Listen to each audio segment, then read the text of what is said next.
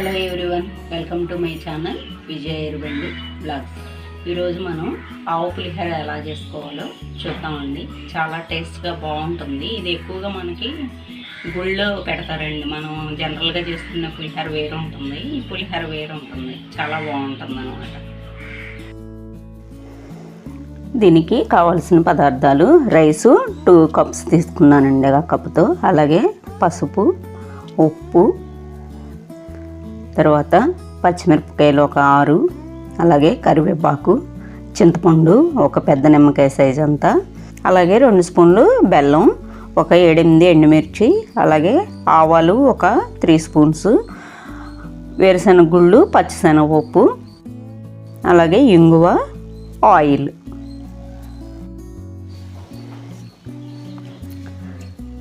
అలాగే ప్రాసెస్ చూద్దామండి. ఈ 2 కప్పులు బియ్యం తీసుకున్నాను కదా, కడిగి పెట్టేసుకుని 2 కప్పులకి 4 కప్పులు వాటర్ వేసుకుందామండి. 1కి 2 అన్నమాట. వేసుకున్న తర్వాత దీంట్లోనే 4 కప్స్ వేసాను. దీంట్లోనే 1 స్పూను పసుపు, అలాగే ఒక 2-3 స్పూన్లు ఆయిల్,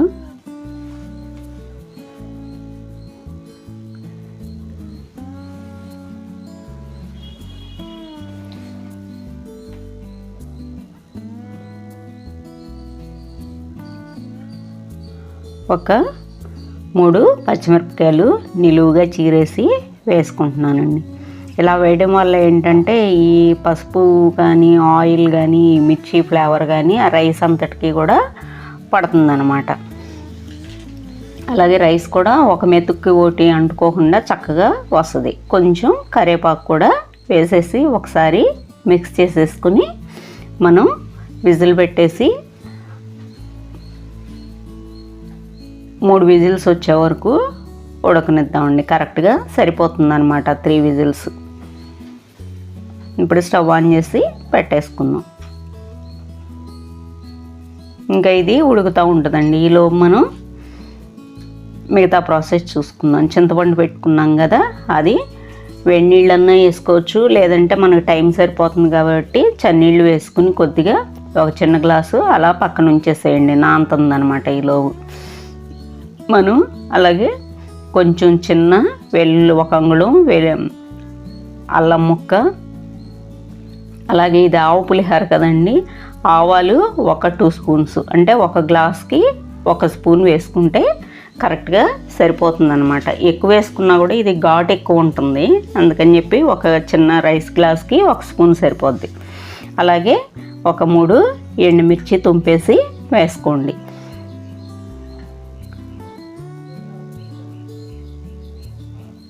ఇది మనం కొద్దిగా వాటర్ వేసి ఈ రైస్ అది ఉడికేలోపు మిక్సీ చేసేసి పక్కన పేస్ట్ కింద పెట్టేసుకుందాం అనమాట. ఇదిగోండి ఇలా పేస్ట్ చేసి పెట్టేశాను. ఇంకా ఈ రైస్ కూడా ఉడికిపోయిందండి. పక్కకు మార్చేసి లోపు మనం పోపు పెట్టుకునేది ఉంది కదా, అది పెట్టుకునే లోపు ఈ రైస్ కూడా వేడి తగ్గుతుందనమాట. ఇది ఎప్పుడు కూడా వేడి మీద కదిపాము అనుకోండి మెత్తగా అయిపోద్ది అన్నం. కొంచెం చల్లారిన తర్వాత తీసుకుంటే బాగుంటుంది అనమాట. ఇప్పుడు పాన్ పెట్టి ఆయిల్ వేసేసుకుంటున్నాను పోపుకి.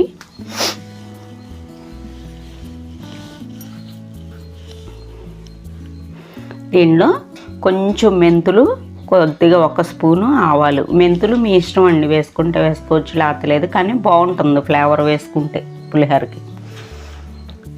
ఇది చిటపట్లాడిన తర్వాత మనం ఇందాక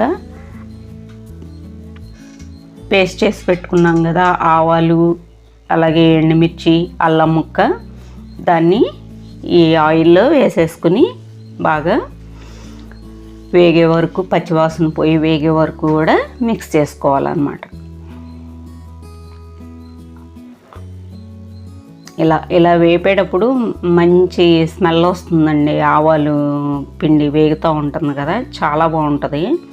అలాగే ఈ టేస్ట్ కూడా చాలా బాగుంటుంది. ఇప్పుడు చూడండి అలా వేగుతుంది అనమాట ఆయిల్లో. నెక్స్ట్ మనం బెల్లం పెట్టుకున్నాం కదా 2 స్పూన్స్, ఆ బెల్లం వేసుకుందాం. దీని టేస్ట్ అంతా ఇక్కడే ఉంటుందండి, ఈ బెల్లంలోనే.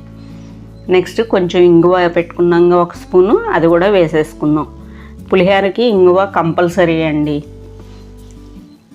అలాగే మన హెల్త్ పరంగా కూడా ఇంగువ అనేది మంచిది మన వంటకాల్లో వాడడం అనేది. అలాగే మనం ఇందాక చింతపండు నానబెట్టుకున్నాం కదా, అది చక్కగా ఒక బౌల్ తీసేసి పెట్టుకున్నాను అనమాట. ఆ పులుసు కూడా వేసేసాను. ఇప్పుడు ఈ ఆవ పిండిలో ఇది అంతా వేగుతూ ఉంటుంది అనమాట. పచ్చిమిర్చి ఊరికే సెంటర్కి తుంపేసి వేసానండి. ఆ పులుసులో ఉడికితే బాగుంటుంది అనమాట మనకి పులిహోరలో. ఇలా చక్కగా మిక్స్ చేసేసుకుందాం.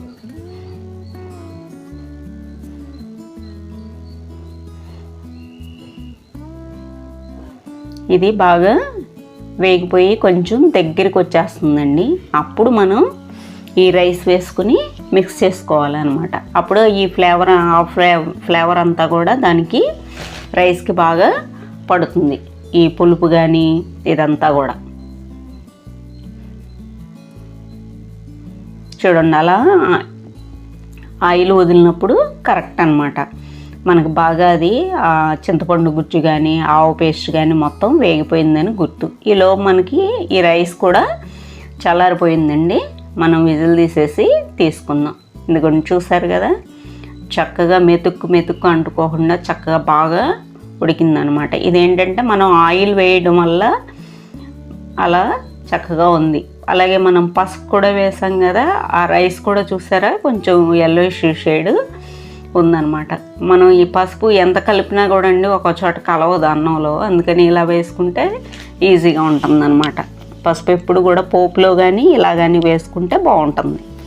ఇప్పుడు చూసారుగా ఇదంతా కూడా దగ్గర పడిపోయిందన్నమాట. ఇప్పుడు ఈ తీసినటువంటి రైస్ మొత్తం కూడా దానిలో వేసేసుకుందాం. ఇలా చాలా బాగుంటుందండి ఇలా చేస్తే. ఎందుకంటే కరివేపాకు ఫ్లేవర్ కానీ ఆ మిర్చి ఫ్లేవర్ కానీ అంతా కూడా దీనికి పడుతుందన్నమాట. ఇప్పుడు దీనికి సరిపడా మనం సాల్ట్ వేసుకుందాం. నేనైతే పెద్ద స్పూన్తో ఒక 2 స్పూన్స్ వేసాను. చాలకపోతే కొంచెం మనం మిక్స్ చేసిన తర్వాత చూసుకుని కలుపుకోవచ్చండి. ఎక్కువైతే మళ్ళీ మనం ఏం చేయలేము. ఇప్పుడు ఇలా మొత్తం కలిసేటట్టుగా సమానంగా కలిపేసుకుందాం. మనకి ఇంకా పసుపు కొంచెం పట్టుద్దండి. మనం పోపు వేసుకుంటాం కదా, వేరుశనగ గుళ్ళు శనగపప్పు ఇది, అప్పుడు కొంచెం మళ్ళీ ఒక 2 స్పూన్లు 1 స్పూను దీన్ని బట్టి చూసుకుని వేసుకుందాం. 1 స్పూన్ సరిపోతుంది ఫుల్గా. చూడండి ఇలా మిక్స్ చేసేసిన తర్వాత దీన్ని పక్క పెట్టేసుకుందాం.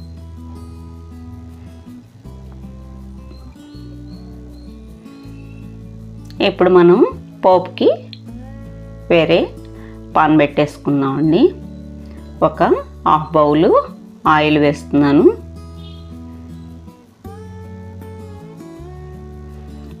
అలాగే ఇప్పుడు 4 ఎండుమిర్చి మనం పెట్టుకున్నాం కదా, వేరుశనగ గుడ్లు పచ్చిశనగపప్పు. ఇంకా దీనిలో ఆవాలు జీలకర్ర కానీ వేయకూడదండి. ఇక దీనిలో అసలు పులిహోరలో జీలకర్ర వేస్తే బాగుండదు తెలుసు అందరికీ. ఇప్పుడు దీనిలో నేను మళ్ళీ 1 స్పూన్ పసుపు వేసాను చూడండి. ఇది కొంచెం తాలింపు వేగే వరకు చేసుకుందామండి. ఉంటే జీడిపప్పులు కూడా వేసుకోవచ్చండి, అది మీ ఇష్టం, ఆప్షనల్. నేనైతే కొంచెం వేసాను బాగుంటుందిలే అని చెప్పి. జీడిపప్పు ఎప్పుడు కూడా కొంచెం శనగగుడ్లంతా వేగిపోయిన తర్వాత వేసుకుందామండి.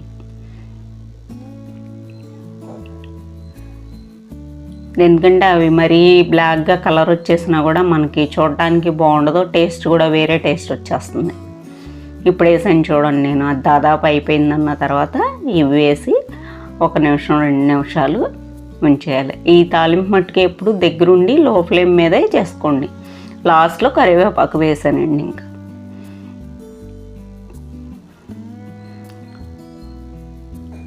వేసి ఒకసారి మిక్స్ చేసుకుని స్టవ్ ఆఫ్ చేసేసుకున్నాం. ఈ పులిహోరలో కరివేపాకు కానీ పచ్చిమిరపకాయలు కానీ ఎన్ని వేసుకున్నా కూడా బాగా టేస్ట్ బాగుంటుందండి. కరివేపాకు ఫ్లేవర్ కూడా చాలా ఇదిగా ఉంటుంది. ఇప్పుడు ఈ పోపుని మనం ఇందాక మిక్స్ చేసేసి పెట్టేసుకున్నాం కదా, రైస్ అంతా కూడా దాంట్లో వేసేసుకుందాం అంతే. ఇప్పుడు ఇదంతా కూడా కలిసేటట్టు మనం మిక్స్ చేసేసుకుందాం అండి ఒకసారి సమానంగా. ఈ పసుపు అంతా కూడా వాటికి కూడా పట్టేస్తుంది అనమాట, రైస్ అంతటికి కూడా.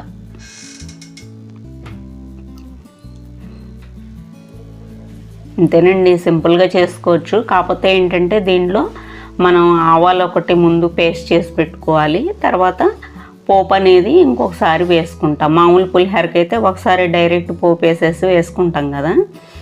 దీంట్లో కూడా వేరుశనగ గుడ్లు ఈ పులుసులో వేసినప్పుడు వేయొచ్చు కానండి, వేరుశనగ గుడ్లు ఏంటంటే మెత్తగా అయిపోతాయి, అందుకని చెప్పి ఇది వేరే వేసాను అనమాట. ఆయిల్ అంతే 2 సార్లుగా వేసాను, అంతే తేడా.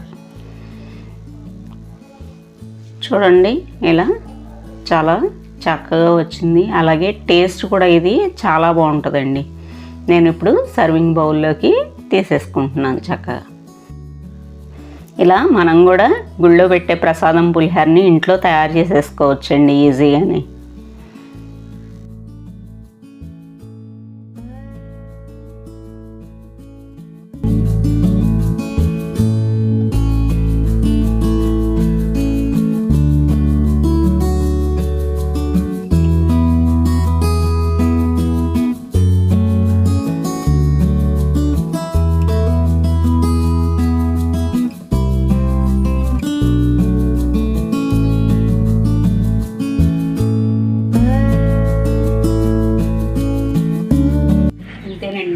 ఇలా మనం ఆవు పులిహోర తయారు చేసేసుకోవచ్చు. కాకపోతే కొంచెం మన మామూలు పులిహోర కంటే కూడా ఒక 10 మినిట్స్ టైం ఎక్కువ పడుతుంది అంతే.